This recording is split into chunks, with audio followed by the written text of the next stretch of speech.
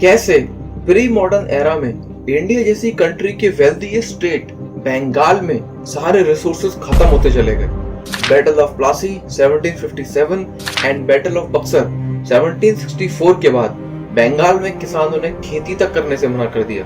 वो लोग अलग अलग प्रोफेशंस में जाने को तैयार थे, लेकिन अब वो खेती नहीं करना चाहते थे। ऐसा क्या हुआ बंगाल में जिसकी वजह से उन्होंने ये कदम उठाया, और समझते हैं थोड़ा गहराई से आज की इस वीडियो में।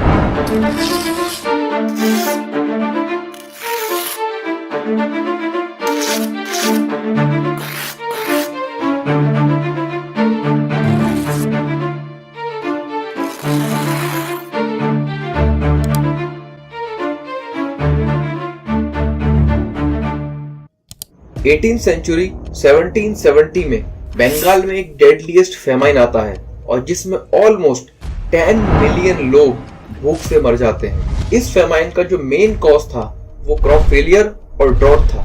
बैटल ऑफ बक्सर 1764 में ईस्ट इंडिया कंपनी के जीतने के बाद मुगल एम्परर शाह आलम सेकंड को ट्रीटी ऑफ इलाहाबाद 1765 को साइन करना पड़ा, जिसमें बंगाल, बिहार, उड़ीसा के दीवानी राइट्स ईस्ट इंडिया कंपनी को दे दिए गए। दीवानी राइट्स मतलब टैक्स कलेक्टिंग राइट्स। अब बंगाल, बिहार, उड़ीसा का टैक्स ईस्ट इंडिया कंपनी वसूल करेगी। बंगाल के 1770 के फेमाइन के बाद ईस्ट इंडिया कंपनी ने सोचा कि क्यों ना इस रीजन में एक ऐसा सिस्टम लाया जाए जिससे उनको दिक्कत भी ना हो, उस रीजन में एक स्टेबिलिटी भी आ जाए और उनको एक फिक्स्ड अमाउंट मिलता रहे।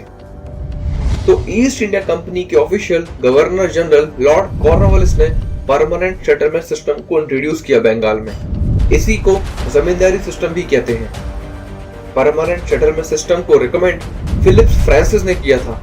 तब गवर्नर जनरल वॉरेन हेस्टिंग्स थे। लॉर्ड कॉर्नवालिस ने परमानेंट सेटलमेंट सिस्टम को अप्लाई किया बिकॉज वो खुद इंग्लैंड में एक लैंडेड एरिस्टोक्रेसी के मेंबर थे। उनको इन सब चीजों का काफी अच्छा एक्सपीरियंस था। लेकिन इंडिया की सिचुएशन और इंग्लैंड की सिचुएशन यहाँ से बहुत अलग थी, क्योंकि जमींदार का बहुत बड़ा इशू था। तो फिर ये सिस्टम लाया ही क्यों गया? फेमाइन्स के बाद उस रीजन में ब्रिटिशर्स को स्टेबिलिटी और पैसा दोनों चाहिए था, लेकिन ईस्ट इंडिया कंपनी का सिर्फ और सिर्फ एक ही मकसद था, वो है रेवेन्यू कलेक्ट करना, पैसा कमाना। आइए जानते हैं कि परमानेंट सेटलमेंट सिस्टम को बंगाल में कैसे अप्लाई किया गया। परमानेंट सेटलमेंट सिस्टम एक 10 ईयर सेटलमेंट सिस्टम था, जिसमें एक परमानेंट अमाउंट फिक्स कर दिया जाएगा जो कि ईस्ट इंडिया कंपनी को पे करना होगा। 1/10 और 1/11 ऑफ प्रोड्यूस जमींदार अपने पास रखेंगे, बाकी सारा ईस्ट इंडिया कंपनी को दे दिया जाएगा। परमानेंट सेटलमेंट सिस्टम को अप्लाई करने के लिए ईस्ट इंडिया कंपनी ने सनसेट क्लॉज का भी यूज किया। इसका मतलब ये था कि ईस्ट इंडिया कंपनी एक डेट को डिसाइड कर देगी, अगर उस दिन सनसेट होने से पहले अगर जमींदार ने टैक्स नहीं दिया तो जमींदार की जमींदारी को अबॉलिश कर दिया जाएगा और जमींदारी किसी नए जमींदार को दे दी जाएगी। यहाँ पर ईस्ट इंडिया कंपनी ने एक बहुत क्लेवर चाल चली, पर सवाल ये है कि ईस्ट इंडिया कंपनी ने टैक्स कलेक्शन के लिए वहां के लोकल जमींदार को ही क्यों चूज किया, जबकि ईस्ट इंडिया कंपनी के पास मुगल एम्परर शाह आलम सेकंड से दीवानी राइट्स ऑलरेडी मिल चुके हैं। पहला, लोकल जमींदार उन एरियाज की लोकल प्रॉब्लम्स को बहुत अच्छे से जानते थे, वहां के जो लोकल चैलेंजेस थे वो उनको बहुत अच्छे से डील कर सकते थे। सेकंड, उन्हें पता था कि किस सिचुएशन में कैसे हैंडल करना है, जबकि ईस्ट इंडिया कंपनी के ऑफिशियल्स उस तरह से भी नहीं सोच पा रहे थे। तीसरा, अगर ईस्ट इंडिया कंपनी के ऑफिशियल्स हैवी टैक्सेशन लेकर के पीजेंट्स को, किसानों को तंग करेंगे तो एक समय के बाद वहां के लोगों को यह लगेगा कि ईस्ट इंडिया कंपनी हमारी दुश्मन है, और ऐसा वो बिल्कुल भी नहीं चाहते थे। इस वजह से उन्होंने लोकल जमींदार को टैक्स कलेक्शन के लिए अपॉइंट किया। और चौथा, ये एक परमानेंट सेटलमेंट सिस्टम था, चाहे फायदा हो या नुकसान, ईस्ट इंडिया कंपनी को उनका एक फिक्स अमाउंट चाहिए था।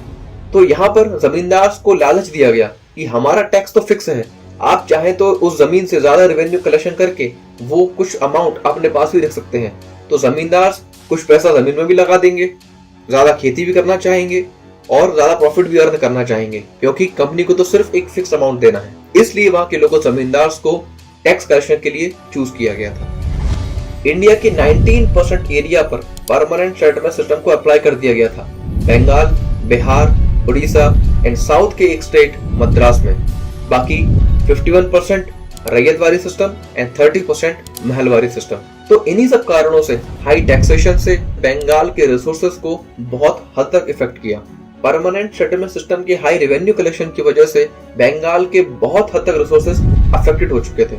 इस सिस्टम में क्या प्रॉब्लम्स थी, इसका इम्पैक्ट, इसका एनालिसिस, ईस्ट इंडिया कंपनी को क्या सच में इससे फायदा हुआ या उससे नुकसान हुआ, इंडियंस पर इसका क्या इम्पैक्ट पड़ा, ये सब हम जानेंगे अपने नेक्स्ट वीडियो में।